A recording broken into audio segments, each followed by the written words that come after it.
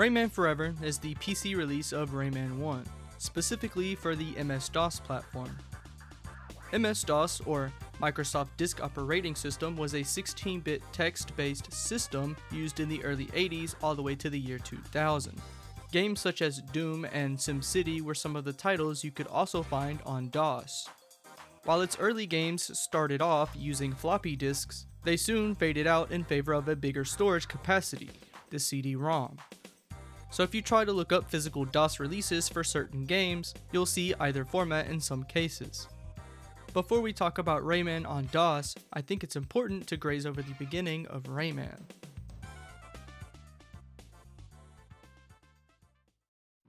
The first iteration of Rayman was actually created on the Super Nintendo Entertainment System. For years I had seen screenshots and snippets of it, but never really paid much attention to it. It was just something that was floating out there as a little lore nugget of the Rayman series. However, with a quick Google search, I found myself playing the prototyped demo. It's nothing too crazy, but was certainly a neat little experience. There are other images out there that show a more finished game with even co-op to boot. To imagine that Rayman was going to be something much different than what we got is a bit trippy. Either way you look at it, the Super Nintendo was Rayman's first home. After the scrapped SNES version of the game, they moved on to a more powerful hardware that could hold its own. If it had much to own, that is. The Atari Jaguar was a runner-up for the next powerful home console until the Sega Saturn and the Sony PlayStation came knocking on its door. Instead of quitting its development like the SNES, they instead kept developing alongside the other consoles, including an MS-DOS version. Even though these new consoles had more power to do much more, it just meant that they could make a better version of what was established on the Super Nintendo.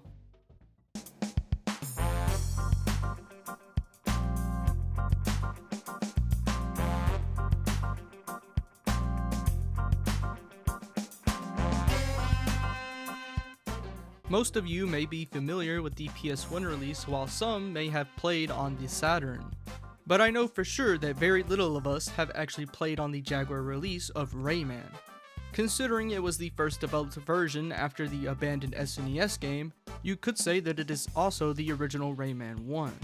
I mention this because it has many changes and differences from the other three releases. From the starting stage having a forest background to even altering the way the mosquito ride plays. A quick YouTube search of each version can tell you that they are all similar, but if you look hard enough they have minor differences. From my understanding, they were all being developed as the project went along, and all ended up a bit different when it was said and done. No, they weren't all released at the same time, but that makes it even weirder. The only conclusion I could come up with was that for whatever reason, they wanted each port to have stylistic differences.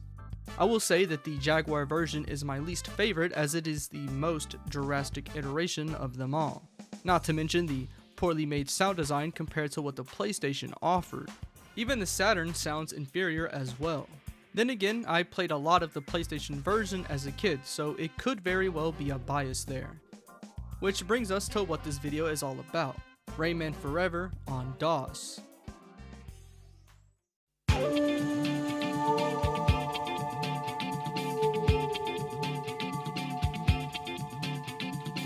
I was very skeptical of this port. I wanted to know what this version of Rayman 1 was about. It was one of the first games I saw when I started transitioning my gaming purchases over to GOG. On the surface, it seems like it was the ultimate way to play Rayman. Looking at the screenshots though, there isn't much to see. It just looked like Rayman. If you scroll to the reviews, however, that's where it starts to get interesting. A lot of people are calling out the missing music and giving it a 1 or 2 star just off of that alone. That in itself was enough to stray me away from this port for a good while. Eventually, I came back and looked at the reviews once more. I figured that there's surely got to be a patch that I can manually import into the game's files. Well, I was right. Sorta. One of the reviews mentioned Rayman Control Panel. I did try it, but I didn't like it. It just seemed a bit much to what my goals were, which was to restore the music. It can do that, but the whole thing was a bit clunky, so not really my taste. I did find that there is a way to do it manually, but for whatever reason, it just wasn't clicking with me.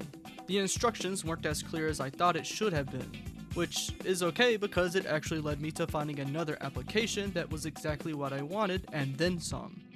Rayman Plus is an app that restores the music like how it was on the PlayStation, as well as many more features I didn't know I needed. Not only can you access all 3 games via this app, there are quite a bit of configurations you can mess with. You can change the resolution to fit your monitor, as well as adding VSync. To the right is a nice filter slider. The game looks good as is, but I really prefer the CRT look. Sliding it further to the right makes it look smoother, but I don't really think it looks good. Underneath in-game language, you can see advanced options. There's a whole bunch of doodads that I don't really understand, so I wouldn't touch them unless you absolutely have to.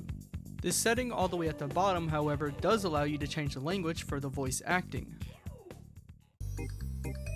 Hi, folks! You wanna know what's going on? Let me tell you the story of Rayman!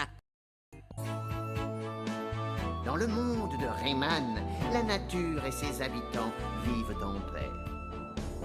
Le grand Protoon maintient l'équilibre et l'harmonie de ce monde. Désolé les amis, apparemment ça ne va pas durer.